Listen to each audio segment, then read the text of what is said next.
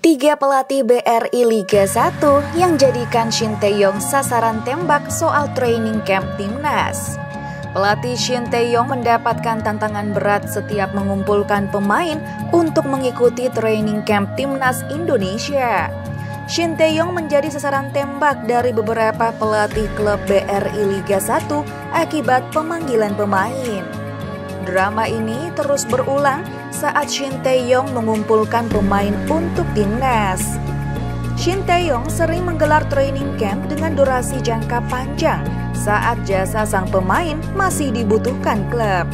Shin Tae-yong sebenarnya tak membuat keputusan tersebut secara sepihak. Namun, proses komunikasi pelatih asal Korea Selatan itu acap kali dikritik oleh pelatih-pelatih klub BRI Liga 1.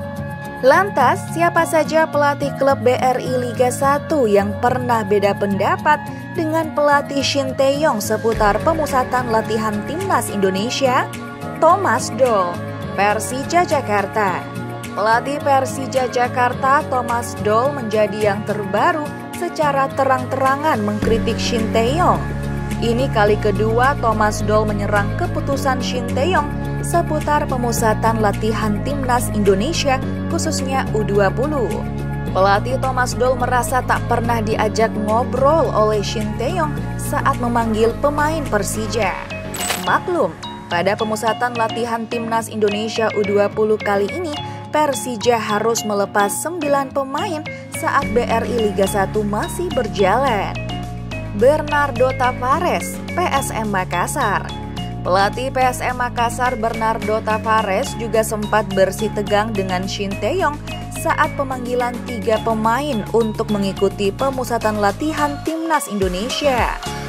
Ketika itu, Shin Tae-yong memanggil Zaki Ashraf, Ramadan Sananta, dan Yaakob Sayuri. Bernardo Tavares merasa heran dengan pola pemusatan latihan jangka panjang yang ada di Indonesia. Meski demikian, pelatih asal Portugal itu tetap menghormati keputusan Shin Tae-yong. Sesuatu hal yang baru saya lihat sepanjang hidup saya.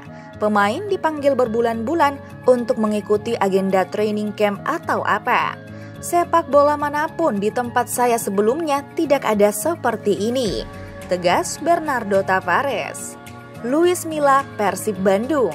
Pelatih Persib Bandung Luis Milla juga mengeluhkan pemanggilan pemain untuk mengikuti pemusatan latihan timnas Indonesia.